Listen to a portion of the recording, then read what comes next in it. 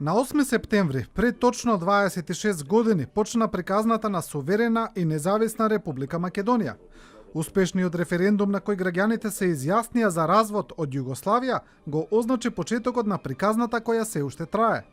После првите политички препукувања меѓу ВМРО ДПМН и СДСМ, чии караници траат колку и државата, за прв председател е избран Киро Глигоров. Изјавувам дека функцијата председател на Социјалистичка Република Македонија ќе ја вршам совесно и одговорно, ќе се придржувам на уставот и законите. Прв премиер на чело на експертска влада станува Никола Кљусев, кој ја означува и монетарната независност. Од денеска, 26 април 2022 година, со предложениот закон за парична единица, Република Македонија воведува собствена парична единица, што ќе го носи името денар.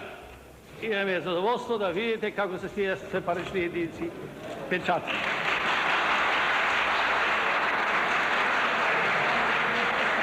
Од 1992 до 1998 владата ја предводи СДСМ на чело со Бранко Црвенковски. Тој период е бележан со првото ембарго од Грција и почетокот на проблемот со името. Примањето на државата во Обединетите нации под референцијата ФИРОМ, болната приватизација и транзиција. Во 1995 се случува и атентатот врз председателот Глигоров, кој се уште е неразјаснет.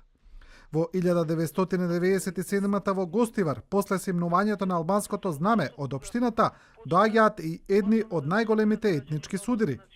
Од 1998 до 2002 на власт доаѓа ВМРО ДПМН со ДПА, а веќе 1999 земјата е дестабилизирана од Косовската војна и бегалците. Тогаш блеснува и звездата на релативно непознатиот Борис Трајковски. Многу убаво вие следите оддалеку од Шведска и ги следите настаните.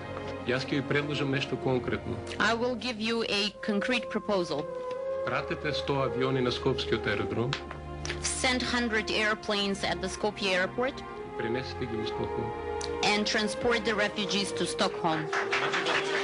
Конфликтот во 2001 се заканува да ја однесе земјата во целосна граѓанска војна, а премиерот Љупчо Георгиевски влегува во судир и со меѓународната заедница.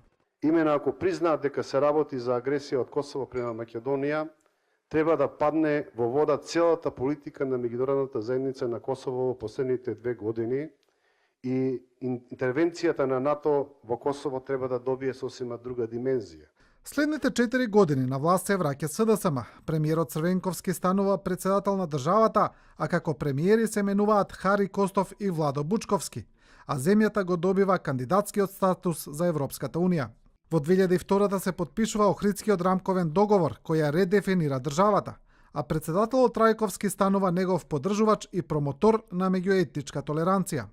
Ниту пак беше оспорен рамковниот договор со нудење на некои одржливи алтернативни решенија.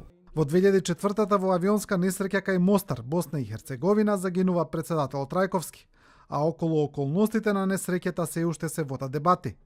2006 советувања за економски реформи на власт се враќа ВМРО ДПМН на чело со Никола Груевски.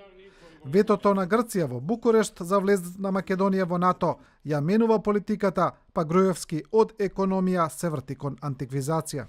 Денеска сите земји членки на НАТО, како никогаш досега, беа на страната на Македонија освен една држава, тоа е Република Грција. 2009 председател станува Ѓорѓе Иванов.